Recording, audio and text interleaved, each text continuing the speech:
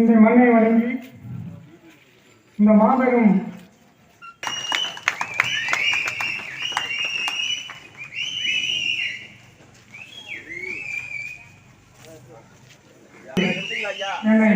தியாகினுடைய தியாகத்தை உணர்ந்து பெருமைப்படுத்த ஆண்டவனுக்கு என்னுடைய வாழ்த்துக்களை நன்றியை தெரிவித்துக் கொள்கிறேன்.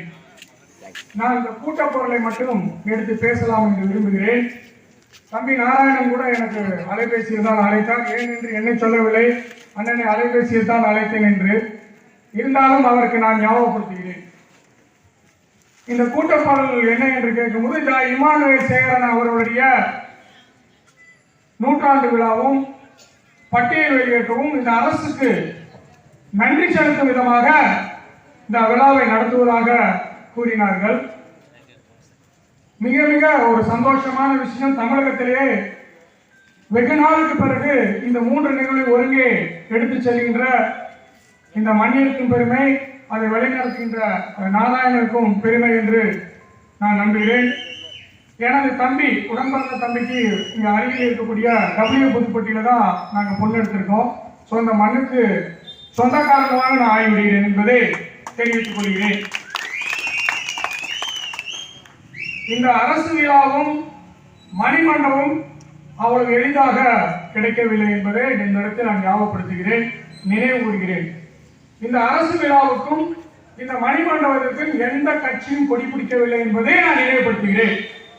என்னுடைய தேவேந்திர குல வேளாளர் மக்கள், இளைஞர்கள் தங்கள் உயிரை மாய்த்தார்கள்.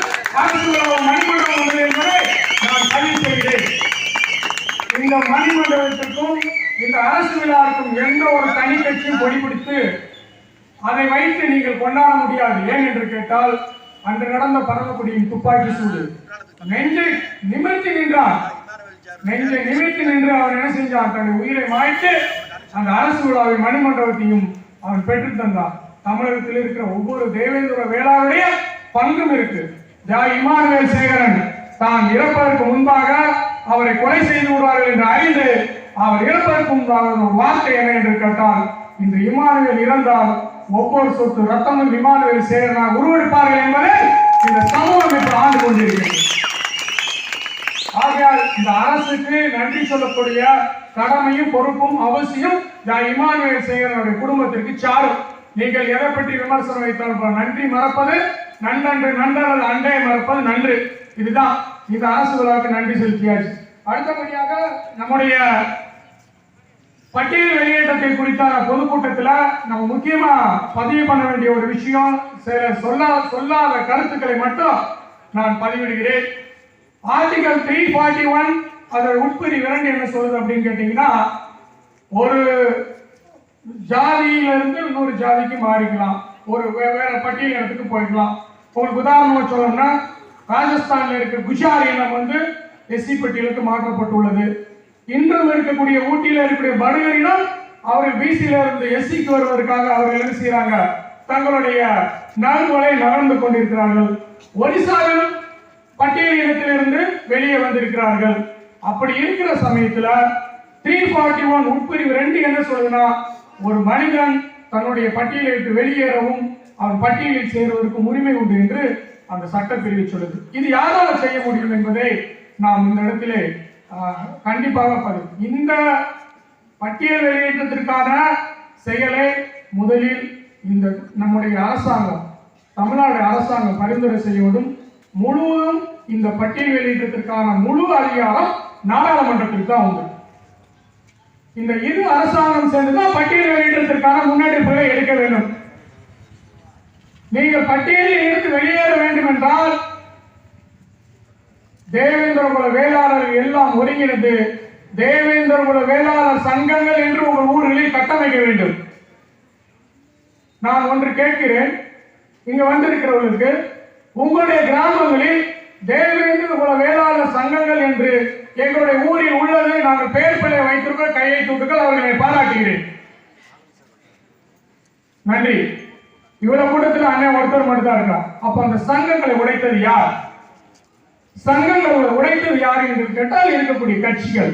நீங்கள் இன்று முடிவெடுங்கள், இந்த மண்ணில் முடிவெடுங்கள். நான் நாளை போய் என்னுடைய ஊரிலே தேவேந்திர குல வேளாளர் சங்கத்தை நான் போர்டு வைத்து நான் அங்கே என்ன செய்வேன், என்னை அடையாளப்படுத்திக் கொள்வேன் என்று நீங்கள் இன்று சபதம் எடுங்கள்.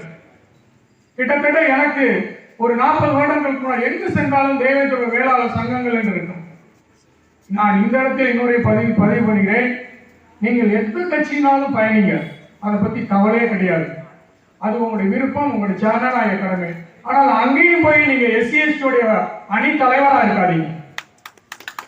அங்கேயும் போய் நீங்க SC/ST அணி தலைவராக இருந்தால் பட்டியல் வெளியிடத்திற்கான நாம் குரலை எழுப்பிக் கொண்டு அங்கவே SC/ST இருக்கணும். அது மிகப்பெரிய வருத்தத்திற்கான ஒரு அப்பேற்பட்ட பதவி இருந்தால் நீங்கள் தூக்கி எறிந்து விட்டு வாருங்கள்.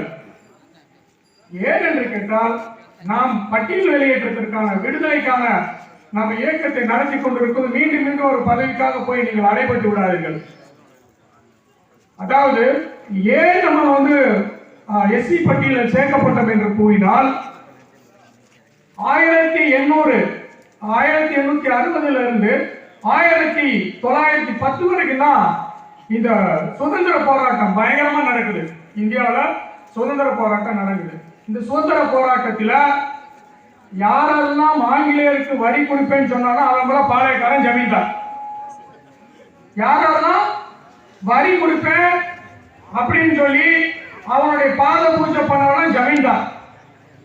ஏன் என்று கேட்டால், இந்த இந்தியா முழுவதும் நிலங்களை எல்லாம் ஆங்கிலேயர் வைத்துக் கொண்டிருந்தார்கள். அப்ப எங்கிருந்து ஜமீன்தாரரும் பாளையக்காரருக்கு வந்தார்கள் என்றால் ஆங்கிலேயர்களுக்கு கொடி பிடித்தவர்கள். ஆனால் நாம் தேவேந்திர குல வேளாளர் சமூகத்தை சார்ந்தவர்கள், விவசாயத்தை செய்தவர்கள் வரி கொடுக்க மாட்டேன் என்று சொன்னதின் அடிப்படையில் 1936 சதி திட்டம் தீட்டப்பட்டு நம்ம SC பட்டியலில் சேர்க்கப்பட்டோம். எங்க பட்டியலில்? MBC பட்டியல் இல்லையா, OBC பட்டியல் இல்லையா, BC பட்டியல் இல்ல, அதனால SC பட்டியல் மட்டும் வன்மமான வார்த்தைகளை பயன்படுத்தி நீங்கள் உளவியல் ரீதியாக காயப்படுத்துகிறீர்கள் என்பதை நான் நினைவுபடுத்துகிறேன். நம்முடைய சுதந்திர போராட்டத்தில் அப்பொழுது ஜாதி இல்லை. எங்க சுந்தரலிங்கம் இருந்தாரோ அங்க பூலித்தேவன் இருந்தார். எங்க சுந்தரலிங்கம் இருந்தாரோ அங்க வெள்ளிக்காலாடி இருந்தார். இதை இன்னொரு நான் ஞாபகப்படுத்துகிறேன். நம்முடைய மேற்கு மண்டலத்தில் இருக்கக்கூடிய வன்னியம்பாளையம் என்ற கிராமத்தில் ராமசாமி பன்னாடியார் என்று ஒருத்தர் இருந்தார். அவர் யார்? அவர் இன்னும் அடையாளப்படுத்தவில்லை.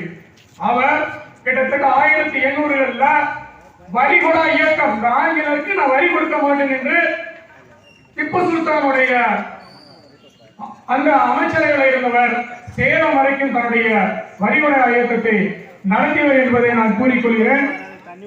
தினேஷ் நேரம் குறைவு என்று சொன்னதன் அடிப்படையில் இமானுவேல் சேகருடைய குடும்பத்தை மட்டும் நான் சில வார்த்தைகள் கூறிக்கொண்டு கீழே இறங்கலாம் என்று நினைக்கிறேன். அதுக்கு நாராயணன் அனுமதிக்கணும். ஏன் என்கிட்ட இமானுவேல் சேகர் இல்லையே சொல்லிட்டு இருக்காங்க. அவருக்கு உருவம் கிடையாதுன்னு இருக்காங்க, அவருக்கு வரலாறு கிடையாதுன்னு இருக்காங்க. ஆனா அவருக்கு வாரிசுகள் இருக்கிறது.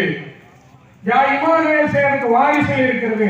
வரலாறு இல்லாதவருக்கு அன்றைய காமராஜர் எங்களுடைய அம்மா அப்பாவுடைய திருமணத்தை நடத்தி வைக்க முடியாமல் அவர் என்ன செஞ்சிருக்கார், வாழ்த்து அனுப்பியிருக்கார். கக்கன் அங்க தலைமையேற்று நடத்தியிருக்கிறார். அவருக்கு மொத்தம் 4 பிள்ளைகள். 4 பிள்ளைகளும் பெண் குழந்தைகள். அவர் இறக்கும் போது 33 வயசு. அவர் 33 வயசுல படுகொலை செய்யப்பட்டார். அன்று சிந்தப்பட்ட அந்த ரத்தத்தின் அந்த விதைக்கப்பட்ட இடத்தில் இந்த பல ஆயிரம் கோடி மக்கள் நமக்கு குருபூஜை விழாவை எடுக்கிறோம். குருபூஜை விழாவும் நம் சாதாரண எடுக்கவில்லை, அரசாங்கம் எடுக்கவில்லை, மக்களால் ஒன்று திரட்டப்பட்டு மக்களால் எடுக்கப்பட்ட விழா. அப்பேற்பட்ட விழாவின் அடிப்படையில அங்க நமக்கு என்னது இந்த அரசு விழா நடந்தது.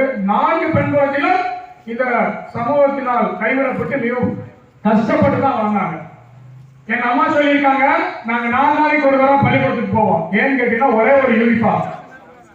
சில காலங்கள்ல பொறிகளை சாப்பிட்டுட்டு போயிருக்காங்க. அப்பேற்பட்ட அந்த நிலைமையில இருந்து எங்களுடைய இமானுவேல் மனைவியை கையைப்பிடித்து வளர்ந்தனா அந்த வரலாறு எனக்கு தெரியும்.